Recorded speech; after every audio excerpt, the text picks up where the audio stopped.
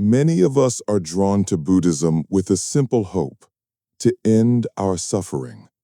We imagine the path is about letting go, about subtraction. We think the goal is to empty our minds of worry, our hearts of pain, and our lives of complication, until we arrive at a state of peaceful, blissful nothingness, a perfect, empty bowl. But what if the Buddha's most profound insight was not about arriving at a blank void?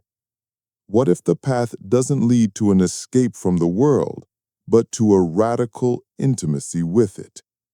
What if the ultimate teaching isn't about becoming empty of life, but about realizing how we are completely full of the entire cosmos? This is the true meaning of emptiness, and it's a reality more vibrant, interconnected, and liberating than nothingness could ever be. Today we explore Śūnyatā, the Sanskrit word for emptiness. Now let's be very clear, this word is arguably the most challenging and misinterpreted concept in all of Buddhism.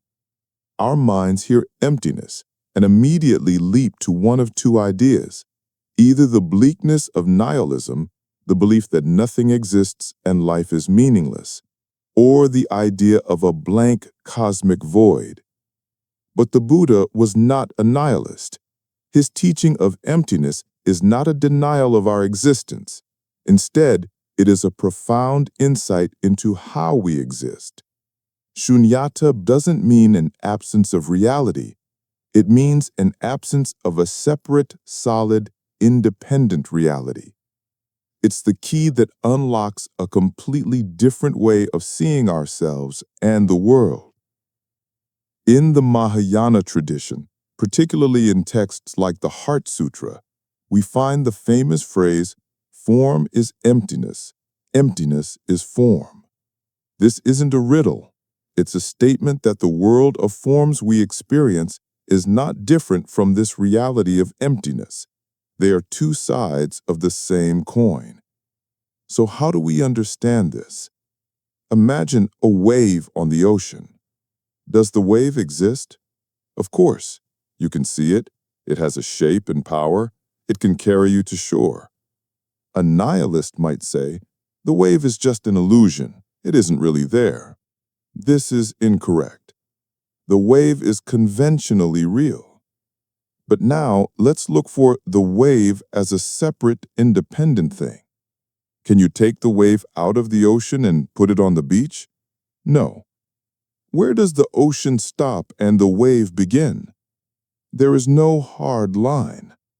The wave is made of water.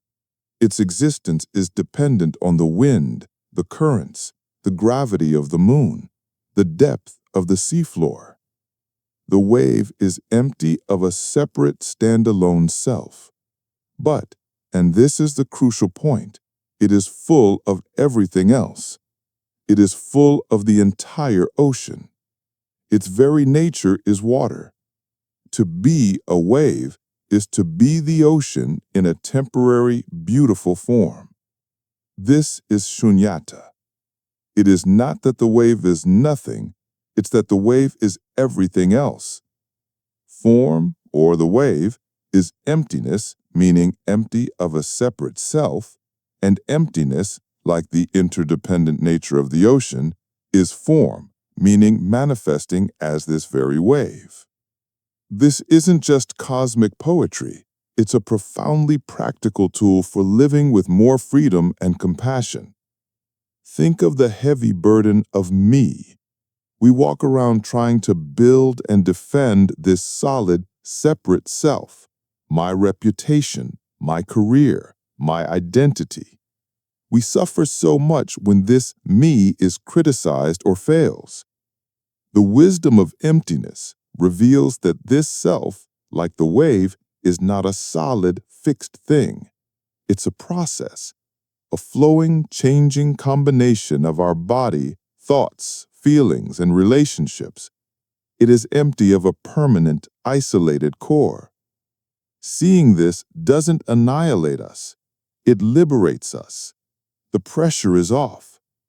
We can hold our identity more lightly, with more humor and flexibility. Criticism is no longer an assault on our very essence. It's just more water and wind shaping the wave. Furthermore, if everything is empty of a separate self, it means everything is radically interconnected. This insight, known as interdependence, is the other side of emptiness. It reveals that we are not separate waves. We are the same ocean. My well-being is inseparable from your well-being. The health of the forest is inseparable from the air I breathe. This isn't a sweet platitude. It is the fundamental physics of existence. This understanding is the very soil from which true compassion grows. How can I harm you without harming myself? You can touch this reality right now with a simple practice made famous by the Zen master Thich Nhat Hanh. Please find a piece of paper and just look at it. Let's look deeply and ask, what is this? Can you see the cloud in this paper? Without a cloud, there is no rain. Without rain, the tree cannot grow. Without the tree, we cannot make paper. So the cloud is in here. Can you see the sunshine? It was essential for the tree's photosynthesis. So the sun is in here. Can you see the logger who cut the tree and the wheat that made the bread for their breakfast? Can you see their parents? Can you see the soil? If we look deeply enough, we see that this sheet of paper is empty of one thing, a separate, independent self. It is entirely made of non-paper elements. It is full of the entire cosmos. To be, it must interbe with everything else. This paper is empty, and that is why it is here. Emptiness, or Śūnyatā, is not a cold void or a denial of life. It is the ultimate affirmation. It is the liberating discovery that nothing exists in isolation, that we are all woven from the same fabric of an interconnected universe. It is the realization that this bowl is not empty of something. It is empty for something. Its very emptiness is what makes it useful, able to receive tea, water, or rice. In the same way, seeing our own emptiness makes us open, connected, and full of boundless potential for wisdom and compassion. It doesn't lead to indifference. It leads to the deepest and most meaningful engagement with life imaginable.